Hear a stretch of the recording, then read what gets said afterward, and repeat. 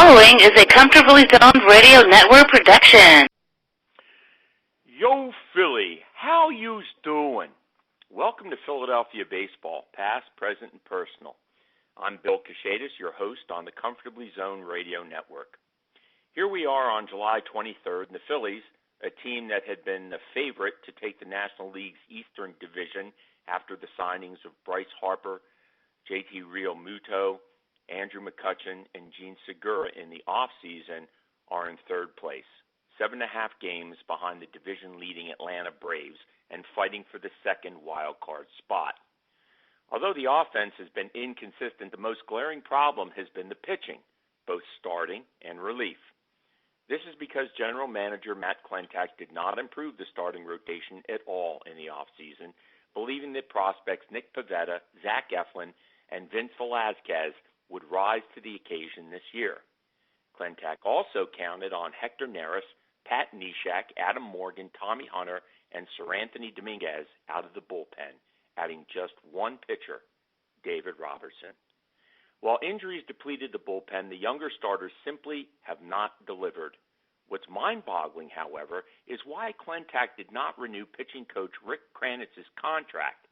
Instead, he opted to promote Kranitz's assistant, Chris Young, a career minor leaguer whose background was in scouting. Whatever strides the Phillies' young pitchers made last year was due to Kranitz, not Young, who might be popular among the pitchers, but certainly not experienced enough to coach them.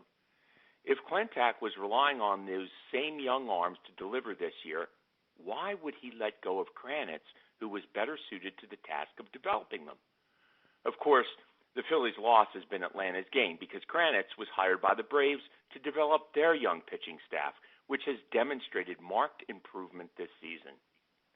Just as troubling is that Klentak could have mitigated the problem if he had signed Dallas Keuchel, who was still a free agent at the very time the Phillies were suffering their June swoon. Atlanta proved to be smarter on that score, too. They signed Keuchel, who has bolstered their rotation. These are the kinds of decisions that are being made by the front office that just don't make sense. They're certainly not the kind a contender would make. We already know that manager Gabe Kapler's hiring was a mistake. He's overmatched, and he demonstrates that on a daily basis with his on-field decisions and inability to discipline the players. But Klentak hasn't been much help either. You just don't go out and commit some $500 million in salary in the offseason and ignore the pitching when it was clearly in need and then have the team president say, we are not contending for the World Series, especially when the owner says we're going to spend stupid money in order to get to the Fall Classic. Are any of these guys on the same page? But even with all the dysfunction, it would be difficult to write off this year's team just yet. I was out in Pittsburgh this weekend, and the Phillies took 2 of 3 from the Bucks. Granted, the Pirates are a fourth-place team, but they are in a division where there is a tight race between the first 3 contenders. What impressed me was the pitching of Drew Smyly, the reclamation project Klentak signed last week. He was once a promising southpaw with Tampa Bay who tore his UCL in 2017 while pitching for the Mariners and later failed to catch on with the Cubs, Rangers, or Brewers. But this weekend, he pitched above expectations, striking out 8 and surrendering just 1 run in 6 innings of work, and the bullpen held up to get the extra inning win on Rhys Hoskins' 21st home run of the season. Not exactly a Cliff Lee-like performance, as Gabe Kapler characterized it, more like a Tug McGraw in his last years when the screwball was working off and on. However, there are also other encouraging signs. Hoskins appears to be emerging from a slump. Harper's beginning to heat up at the plate. Rookie Adam Hazley looks like he's a player, and Neris has also become a little bit more consistent. So what do we make of these Phillies? Here to help us figure that out is this week's guest, who has seen the Phillies organization at their very best and very worst. Bobby Wine, who played for the Phillies from 1960 to 1968, was instrumental in transforming the Phils from perennial losers to pennant contenders during that decade. Known for his excellent defensive skills, Bob won the 1963 Gold Glove Award at shortstop, led the National League in fielding in 1967, and set a major league record for shortstops with 137 double plays in 1970. Wine completed his playing career with the Montreal Expos in 1972. Afterwards, Bob became a coach with the Phillies. He was instrumental in the team's turnaround from the early 1970s, when the Phils were perennial cellar dwellers, to 3 straight National League Eastern Division titles between 1976 and 1978, and winners of the team's first World Series in 1980. Wine later coached for the Atlanta Braves and New York Mets before ending his career as an advanced scout for the Braves in 2013. Welcome to the podcast, Bob. It's great to have you. How are you? Nice to be here. Bob, warm. Oh, yeah. Well, hopefully that'll break this week. I understand we're supposed to go down into the 80s, so hopefully, we'll be saved. Bob, you've been with the Phillies at some of their lowest moments. In 1964, the Phillies, for our young listeners, were in first place by 6.5 games with 12 left to play. Then they dropped 10 straight to finish in second that year. And although you had a few veterans on that team, it was a pretty young squad that had never experienced a pennant race, much like last year's Phillies, who looked promising earlier in the year and then went on a dismal 9-game losing streak that caused them a playoff berth and buried them in third place. Bob, what happened to the 64 Phillies, and what, in your estimation, happened last year to the Phillies? Well, in 64, we just had a total collapse of the team. Our pitching was so solid all year, Short and Bunny, Mahaffey and Culp, Bennett and those guys, and they were doing a great job the whole year. And then all of a sudden at the end, we hit a little snag. We didn't play very well as a team. We had made 3 triple plays that year. We had great defense in all phases of the game. Mock would piece together the lineups, and somebody somewhere along the line would get the job done for that day, and we just played it like that. I mean, before there wasn't any playoffs or anything. You had to win the whole thing outright, and we were playing well enough to do that. We were beating some pretty good teams, and at the end of the year, we just went into a total slump. The team just went into a total slump, and every day it would be, well, we'll get them tomorrow. Don't worry about it. We're okay. And it didn't happen until the last couple of games when we played the Reds in Cincinnati. But there wasn't any panic. There wasn't any revolt. There wasn't anything. It was just, we'll get them tomorrow. We'll be okay. And tomorrow never came. Now, that was a pretty young team, though, and as I said, it had never experienced a pennant race. In fact, the team had probably bonded over the fact that they lost. I think in, what, was it 61, 62? That team lost 23 straight games? I wasn't in okay. Buffalo at that time. We won the World Series in Buffalo that year. Okay, so you weren't with the team at that point, but wasn't that a very young team? The 61 team was probably the fringe of the older Philly guys, and the new guys were just starting to come along. I think Dallas Green was on that team. I think Mahaffey was on that team. They were starting to try to piece things together. When you get really a bad team, and then you can't do much about it at the time. So what you try to do is just try to piece together somebody to do something. In 64, we picked up Vic Power, thinking that he would be a lifesaver at first base and driving runs and play good defense and everything. Then we picked up Frank Thomas, not Frank Thomas, but Thomas from the Mets. And that was Frank Thomas. You're right. That was Frank Thomas from the Mets. He got hot and carried a load for a while, and then he got hurt on a dumb play at second base. on a fake pickoff. He hurt his hand, and then he got knocked out. So at times you pick up somebody to try to just fit the pieces. And in 1980 we fit the pieces. Everything fit into place. Everybody had we started out a little shaky, and then all of a sudden everything clicked, and we picked up McBride and carried on from there. We had a basic, pretty good team all along. We just couldn't put it over. We ran into the Big Red Machine, which was unbeatable. We should have beat the Dodgers outside of the one play in left field. But other than that, 80 just fit into place. And that's the kind of years you'd like to bottle that enthusiasm and that the feeling that's in the clubhouse and the feeling that's on the team and in the dugout and everything else, and bottle that and use it later on. But it doesn't work that way. Now that's an interesting remark, because weren't you with the Atlanta Braves in the 90s? Yes, I was. Now, that was the decade of the Braves, and they seemed to be able to bottle it every single year. Now, of course, they only won the one World Championship. I guess it was in 95. But how many consecutive division titles did they take?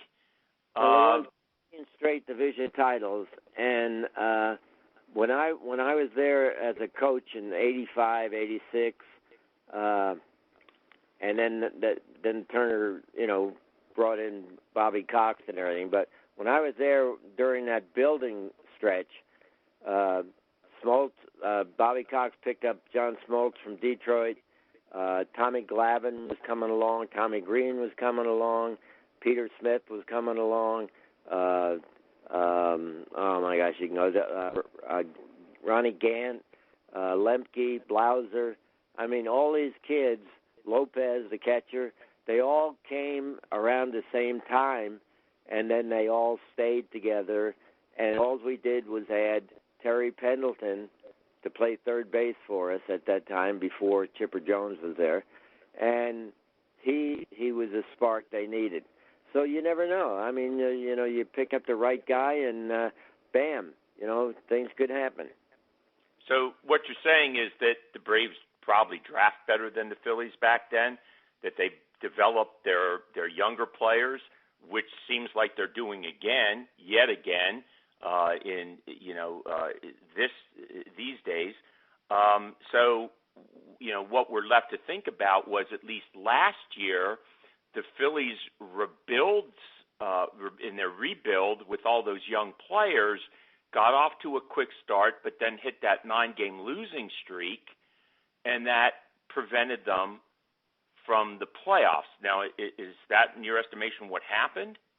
Well, when you get a bunch of young players together and you're coasting along pretty good, it depends on how the club itself bounces back from some of the bad things. In baseball, you can lose 8 or 10 or 12 games in a row and still be in contention.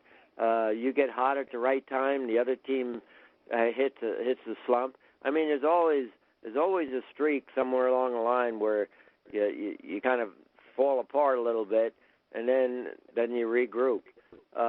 When you got a bunch of young players, a lot of young players don't worry about all that because they don't go through that. So then they never been through it, so they just go out and play. I think they got the makings of a team. I think they should be okay. I mean, everybody needs a piece or two. Even the front runners are still looking for pieces. You get Boston, you get New York, you get the Dodgers. They're still looking for pieces. So it's easier to do when you got 8 players that can play every day, and 3 guys that are great backup people. We had Tommy Hutton, we had Terry Harmon, we had Jay Johnstown. We had guys that could go out and play and wouldn't hurt the team when they were playing. So I think that's what you got to look at too, is when you pick people up. Mm-hmm. Now, this year, the Phillies had a June swoon. During that time, they lost 7 straight over a longer span in which they won just 6 games out of 20. the front office, the manager, the players characterized that as a poor stretch of games. But for a team that was 11 games over the 500 mark and in first place in May when the losing started, it seemed like a complete and utter collapse. And I do appreciate you're saying that one team, strings together, let's say 6, 7, and 8 wins, a front runner starts losing, you're right back in it, which, hopefully is starting to happen now. But considering that ownership spent so much money to bring in more experienced veteran players, stars, that collapse was completely unexpected. What, in your estimation, happened? Well, when you brought all these extra players in that you talked about, they were actually quality players. I mean, they were guys that you're hoping they're going to carry the load, and then the young kids are going to fit into pieces. And it does work that way, but sometimes you hit a snag, and you just got to fight your way through it. So there's I don't think there's anything wrong with the people they brought in. I can't imagine somebody getting $300 million when the highest paid player on our team was maybe making $100,000, maybe. When right. The highest paid players in the world, the best players in the world to me, Mickey Mantle, Willie Mays, Don Drysdale, Sandy Koufax, Bob Gibson, they barely made $100,000. So you can't play money. I don't care how much money the guys get. I don't begrudge anything that these guys get, because the owners couldn't give it to them if they didn't have it. That was back in all the times that we were playing. We played because, well, first of all, we had to. We couldn't take days off when we wanted them. We didn't get to pick and choose what we were doing. We were just told what to do, and you either did it or you were gone. So a lot of that, you can't worry about how much money they spent or how much money they didn't spend. When Atlanta was starting to win, they didn't have a lot of big payroll guys. They had a bunch of kids that were just starting to come along, and then they all hit at the right time. I mean, every one of those guys that I said about Glavins and Smoltzes and everybody, they were all playing for minimum salaries, but they just kept at it, and they didn't have good years at the beginning either. I mean, they were struggling a little bit, and then it all clicked. And we were pretty stable. Sherholtz came in after Bobby Cox was the general manager for a while, and then Ted Turner said, Bobby, I want you to go down and manage again like you did. He was a manager with the Braves, and then he went to Toronto, and then Turner wanted him back. And he took over the manager's job. John Sherholtz came in, took over the general manager's job, and John stabilized everything in the business end of it, the players, the salaries, everything, and Cox took care of the field, and they worked that way for 20 years, 25 years. So it was pretty stable. Everybody knew this was the Braves way. There wasn't any question. This is how we play. Now, you said a mouthful in that comparison, really, to the Atlanta Braves, and you talked about not only the people who were in charge of field managing, but you also talked about the front office. So let's go back to your experience as a bench coach for the 1980 Phillies when the organization won its very first World Series. In fact, some insiders believe that because of your knowledge of the game, you, not Dallas Green, should have been manager. And others believe that you actually managed that 1980 team behind the scenes. Regardless of that, if you were the manager of this Phillies team, how would you have prevented the June swoon? Or could you have prevented the June? It's impossible to really say sitting here in a room here without knowing the players, without knowing, back then when when I was on the field and I was in the coaching box and I was, active with everything, it was easy to see what was happening somewhere, with the players or with the attitude or with the.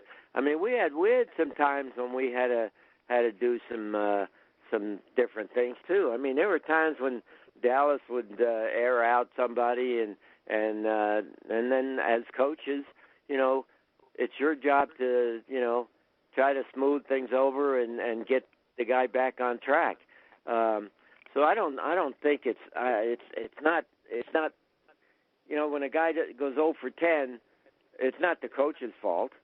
They're doing every single thing they can possibly do to get these guys ready because, like we always said, is that, hey, if you guys win, we win. If you guys lose, we might be out of a job too because the easiest thing is to fire a coach or fire a manager, fire a coach. They don't fire players, but right.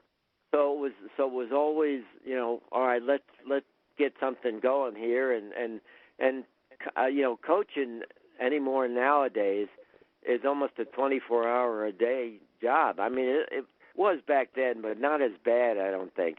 I think players go to the ballpark now at 11 o'clock in the morning, 10 o'clock in the morning. They sit there all day because they got lounges and they got places to hang out. They got TVs everywhere. They got lounge chairs. The game has changed from our concrete floor that we had in Connie Mack and our little stool we had, but that's the way it goes. And that I don't blame the players for getting all that stuff. We went on strike to do that for them. We went a bunch of us couldn't afford to do that, but we did, and it got things a lot better, made people a lot of money. Mm-hmm.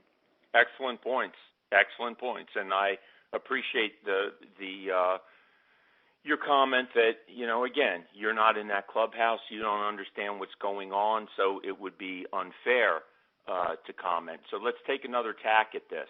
Let's look at a front office situation, and let's look at some of the things you lived through with the Phillies, and then let me give you a scenario, and I'd like to hear what you have to say about it. So, as you know, if you listen to the fans, the media, most people want Gabe Kapler fired.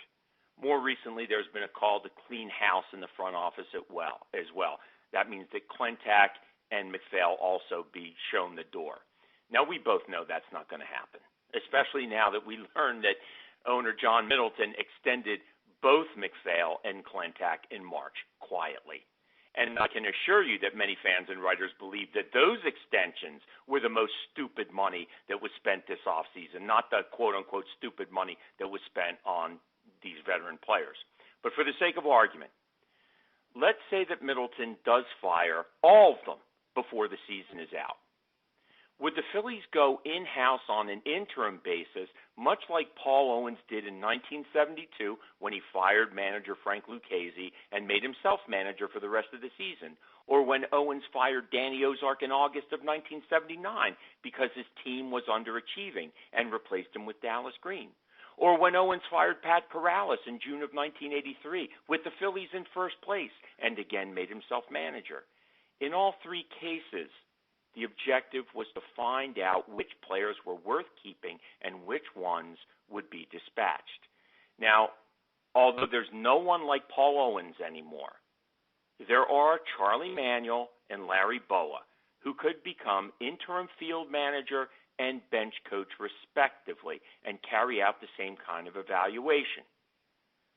What do you think about that possibility if, for whatever reason, the front office and Kapler were dismissed? Is that a likely scenario?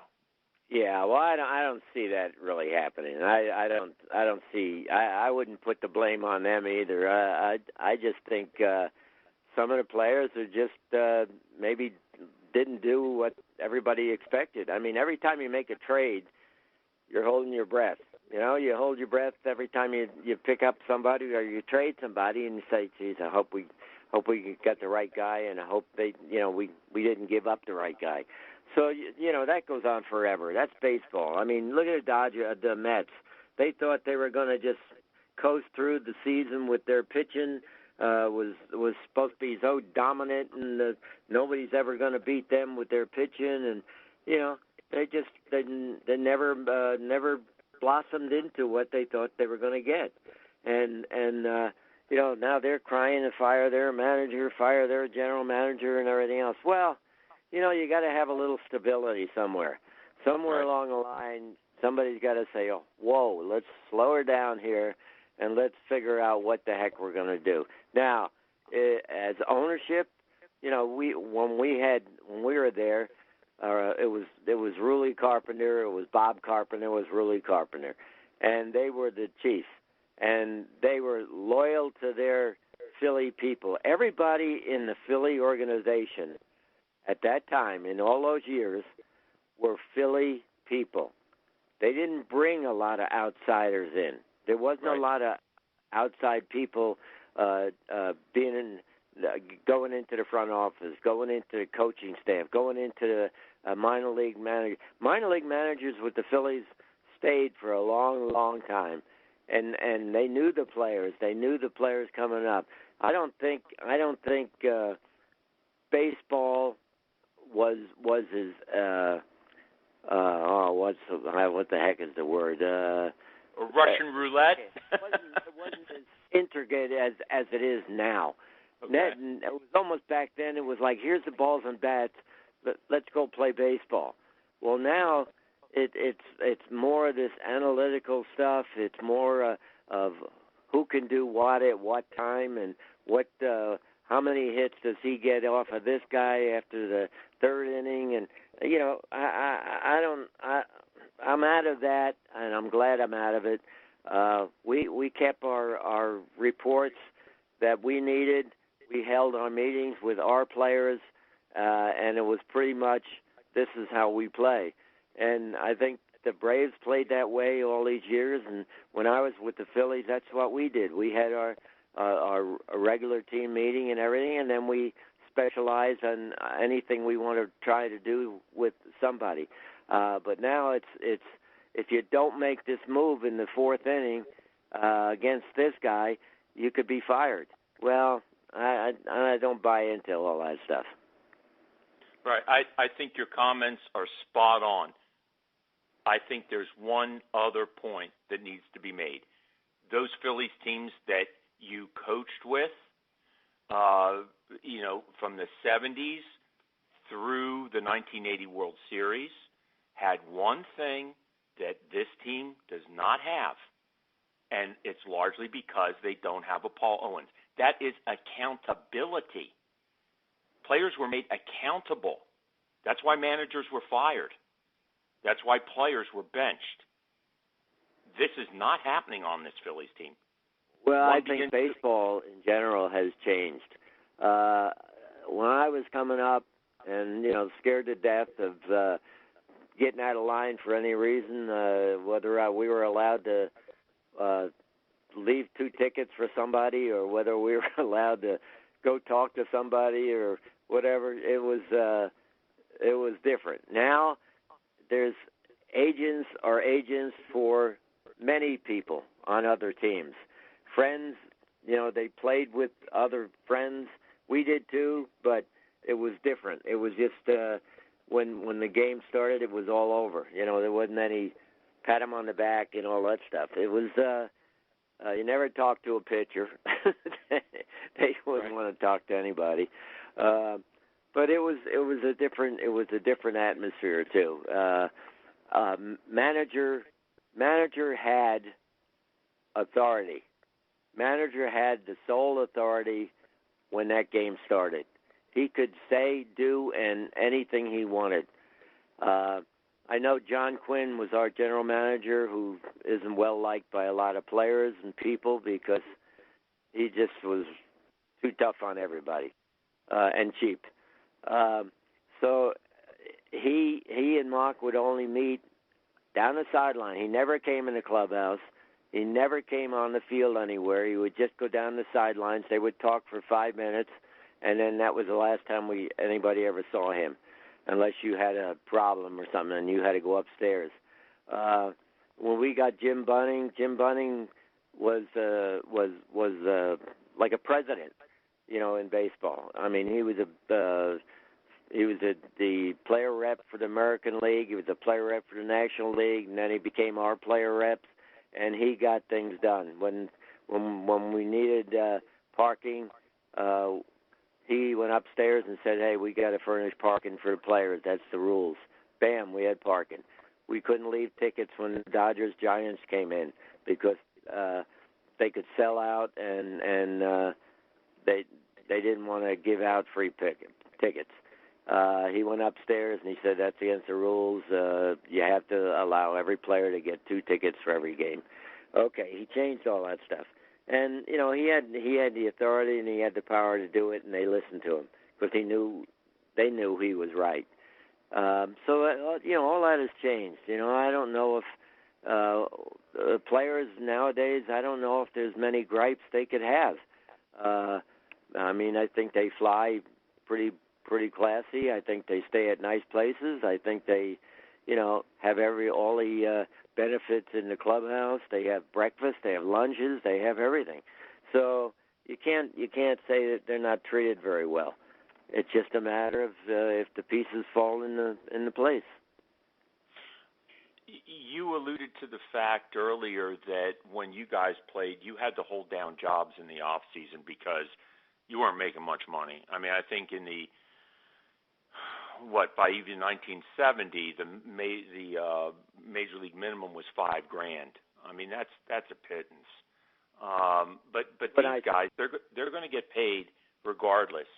So,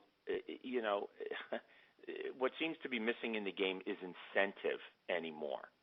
Now, there are some franchises that have figured it out because they're very successful in building their farm system to provide major league ready players. Atlanta is one of them. Boston is another. The LA Dodgers seem to have fallen into that. But it seems like for the rest of these franchises, well, let's not forget St. Louis. And the Yankees, ironically, have turned from, being the team that used to spend stupid money to get every single superstar player to now building their farm system. And those were the guys that started all this stuff. But then, it seems like most of the other franchises are hit and miss. It's a crapshoot, whether you're going to be able to even get to that World Series. And again, the Phillies, I don't want to be premature here, but they seem to have turned a corner over the last couple weeks. I mean, that seemed evident to me in Pittsburgh this weekend. So what do you think is going to happen with this current team in the front office by season's end? I mean, where are these guys going to end up? Well, I don't know anything basically about the front office. These are all new people that I know Andy McPhail for a long time, and he had Minnesota and everything. When we used to battle him with the Braves, we lost to them in the World Series. But they're just doing what they can do. I mean, you can't automatically just say, well, we're going to go get Willie McGee right now, and he's going to change it for it's just they picked up what the core of the players they thought they were going to win with, and then some of the kids didn't get in the place. The kid in center field got in trouble, and that was a big change for them too because they lost their center fielder. But you can't put a finger on one guy or the other guy. I mean, any guy you try to pick up, you're just hoping that they're going to do the job. Mm-hmm.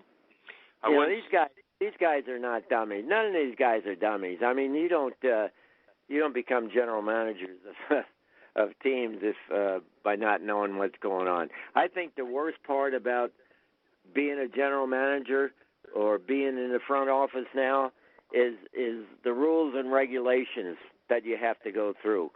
I mean, you can't just go out and say, "I'll give you him for him."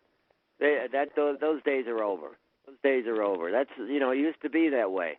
I pick up the phone and I say, "Look, I'll give you Callison and you give me Allen." Okay, that's a deal, and that was it. Now you've got to go through agents. You got to see if they got free agency. If you have guarantee contracts. When can they be free? How long can we have them?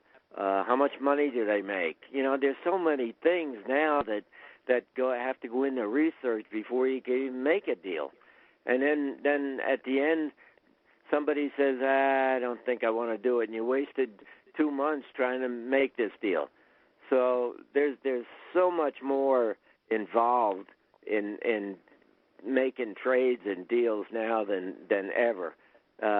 Like I said, years ago, was you call up somebody and I'll give you him for him. Okay, it's a deal. Now you got to go through the commissioner's office. He's got to okay the deals. He's got to okay certain things. It's just very complicated. I wouldn't want to have any part of that anymore. Ditto. This is what makes the game so discouraging for me, who is pretty much devoted a life to amateur baseball, coaching kids and high school kids primarily, and prepping them for the next stages. And I talked to some of my guys who are in the lower level of professional baseball now, and there's even a whole bunch of other problems we're not going to get into down there at that level. But it's sad. It's really sad because a lot of the game has changed so much. I don't even recognize it from the time that I was a kid, and I'm 60 years old. I just turned 60. Let's turn to hopefully another more pleasant topic, especially in the wake of this last weekend's Hall of Fame inductions. One of your Phillies teammates from 64 to 68 was third baseman Richie Allen, who went on to have one of the more prodigious offensive careers in the game. Still, he has yet to be elected to the National Baseball Hall of Fame. Why? Well, I wish I had an answer for that. I don't have any answer for that. For what he did, it's like Pete Rose. Everybody said about Pete Rose. Well, for what he did for the game, what he did on the field, yeah, he's a shoo-in. Roger Clemens, he's a shoo-in. How can you throw no-hitters all the time and win over 300 games? How can you not be in the Hall of Fame? Well, something happened somewhere more than we know. We all speculate what happened. We all speculate that this happened or that happened. But, to this day, we don't really know. I don't know whether I know he did a lot of things, but for what he did on the field, it's pretty tough not having a Hall of Fame with Bonds, Rose, and Clemens in not in the Hall of Fame. I mean, that's unbelievable. They got better records than anybody in the Hall of Fame. But that's the rules and regulations that happened, and it happened at the time when you can't do anything about it right now. Somebody along the line maybe will change in time, but Allen was a super talent. When he first came up, he was as big and strong as he is now, and he could hit him as far as moonshots. I wish we could have seen where some of them landed in Connie Mack when he hit him over those billboards. And he just played. His arm got hurt, his hand got hurt. He got into some problems along the way. Maybe that's what's holding him back. Maybe he wasn't a press favorite. I mean, he was a press favorite because he did sometimes dumb things that caused him a problem.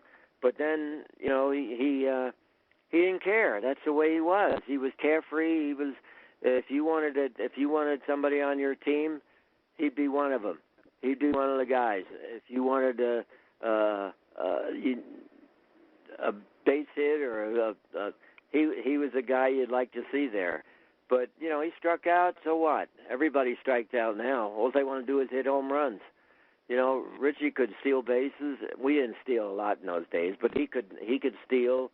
He played adequate at third for a while, and then he hurt his arm and his hand, and he went out in left field and played.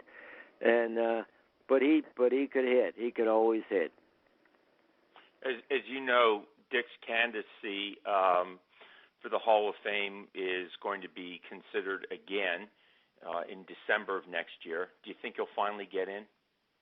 Well, I think the Hall of Fame is lightened up on some of the things. I don't see the Hall of Fame. To me, when I talk to the Hall of Fame, when I was coaching or when I was playing, to me the Hall of Fame was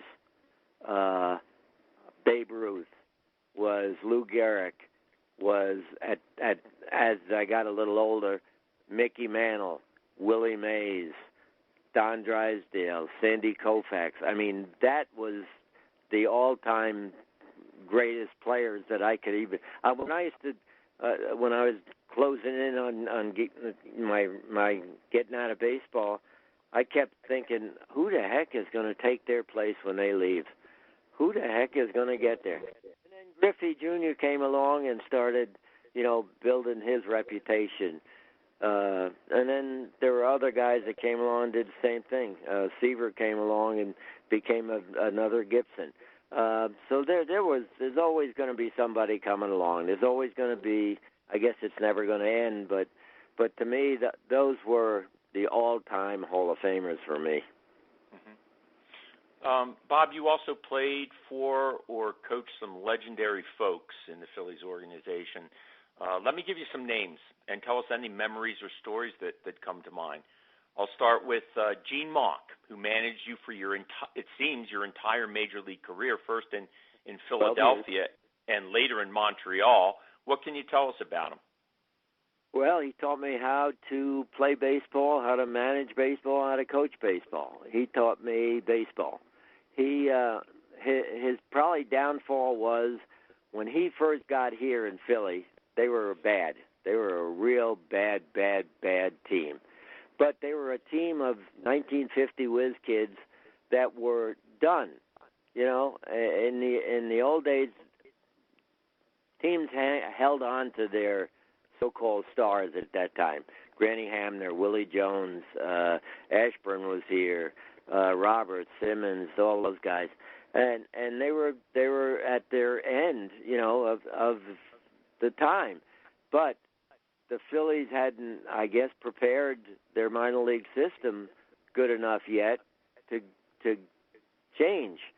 So little by little, they would bring somebody up. They brought up Mahaffey. They brought up Dallas Green. They brought up somebody, and then they tried to piece together. They would make a trade with Boston because maybe Gene worked for Boston for a while, so he knew some of those players.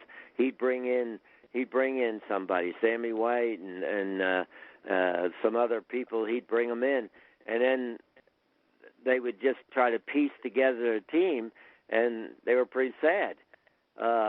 And it got worse and worse and worse until finally they just decided that they gotta get rid of all this stuff and start developing a little bit. And little by little, they started getting a little better. Each year, they got a little better. When we finally got to 500, which was a plus, and then we moved up from there. And then in '64, I don't think anybody thought we were supposed to be there, but we somehow managed to get there. And then the Braves come in for 4 games and killed us, and that wiped us out. But it just he gets blamed for pitching bunny and short. Well, that's probably had a lot to do with it too. But I probably would have done the same thing. Maybe I don't really know. It wasn't my job to know that. My job was just to go out and try to play. I had hurt my back that year too, so I was kind of limited at the end of the season what I could do. And I got to play the last 2 games, but I don't know what happened in that stretch. But sometimes you piece it together, and sometimes it works, sometimes it doesn't. How about teammate and then later Phillies manager Dallas Green? Well, Dallas was up and down. I mean, when Dallas got recalled from Buffalo, he would stay up for a little while, and then he would be sent back down again. Then he would come back up, and then he would be down. He was kind of a swing guy. They used him to start or relieve or whatever they felt like doing. Back then, there really wasn't a set. Nowadays you got to have a starter. You got to have a 6th-inning guy. You got to have a 5-inning guy. You got to have a 9-inning guy. You have a closer. You got to have a left-hander, a right-hander. All that stuff. They didn't have all that stuff. You got the ball. You do it. And that was Mock's theory. Hey, you get the ball, you get him out. You get a bat, you try to get a hit. His theory was I'll try to put you in the right spot to do that. So a lot of players didn't understand his way of thinking about how to. He didn't care. He'd pinch hit for you in the first inning if he thought it was going to win the game for you. And he did. He did. I mean, I played a game in New York. I didn't start. And I looked at the lineup, and I wasn't playing. And Bill White led off the inning. And Bill White had hurt his Achilles tendon in the off season.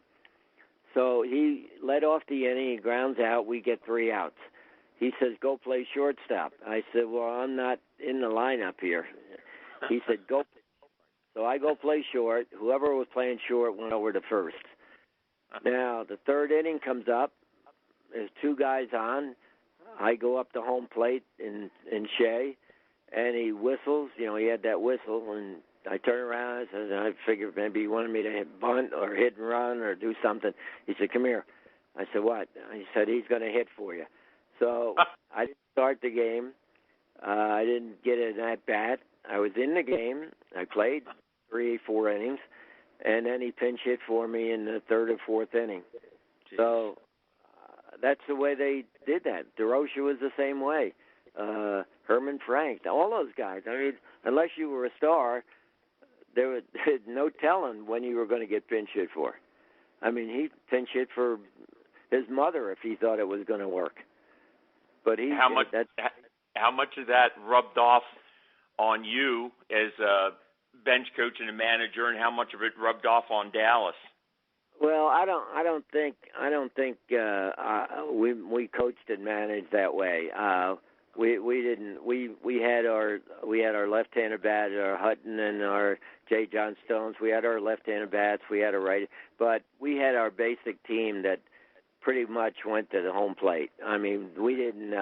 There wasn't any when we played the Giants and the Phillies when they played, and Charlie Fox and no, it wasn't him. It was Alvin Dark was the manager, and him and Mock, it was like a chess game. He would put a right-hander in, and Mock would put a left-handed bat. Then he'd put a left-handed bat in, and he'd put a right-hander in. And it was one game in Philly, in Connie Mack. Alvin Dark had Bobby Bolin pitching, who was a big right-hander, side armor. So Mock had stacked all his left-handers in the lineup. And then when they handed the lineup in, Dark had written in Billy Heft, who's a left-hand pitcher, who was warming up in the bullpen. And he started he was going to start, and he put the right-handers in. That's what it was. And then when he turned in his lineup, he had Bobby Bolin pitching. And we got 8 runs off of Bolin, all right-hand hitters. Wow. So, it was a chess game. Then we went to Frisco, because we always played back-to-back games. We went to Frisco, and Dark wouldn't hand his lineup in because he thought Mock was going to do the same thing to him. And they stood at home plate for 5 minutes, and the umpires are going, come on, give me the lineup. And they neither one of them would give the lineup in until finally they just yelled, give them the lineup. And then we finally played. But it was like a chess match. But they couldn't do that stuff now. I mean, the agents and the lawyers and everything else, there's no way. There's no way. You just Mock, as you know, was called the Little General, and the rub against him was that he could, manage his players to a win, but then he could overmanage his players to a loss. Right. And I can see with all those shenanigans how either could happen. Bob, I want to ask you about Larry Boa, who succeeded you at shortstop as a player, and then you later coached him with the Phillies. What kind of guy was he? Well, he was, typical Larry Boa. He was nervous energy, loved to play, was kind of off the wall at times, but when the game was on the line, you wanted him to, have the ball hit to him. He actually, Frank Lucchese probably saved his career because that year he came up and he was struggling so bad. I mean, really bad. They just kept putting him out there, and he turned into a pretty good hitter, left-handed, right-handed, for what he did on the field. So he loved the Phillies. I mean, he just lived and died. He was kind of crazy at times. He'd go, "Oh no, we don't want to hear. Well, let's take today off. And then he'd be the first one at the ballpark. So you never know what was going on. Well, I remember the one game we were playing, and I guess he struck out, and he came down, and in the tunnel in the old ballpark, in the tunnel there was a bathroom there with a sink and a toilet and a wall, and he went down there and he just smashed it to death. And Lazinski was standing next to me because this is where we stood when the game was going on, me and Dallas, and then Lazinski was there, and all Lazinski kept doing was going, "Oh, that was a good swing. Oh, he missed that one. Oh, he got that one. That was a good one." Now, and then the third out happened. He just dropped the bat and ran to his position without saying a word. And we went down in the bathroom and looked at it, and we had to call a plumber during the game to fix it. I've never heard that one before. That's good stuff. Bo's career, though, is not only a testament to perseverance and hard work on his part, but coaching, because, I understand that Billy DeMars and Howie Bedell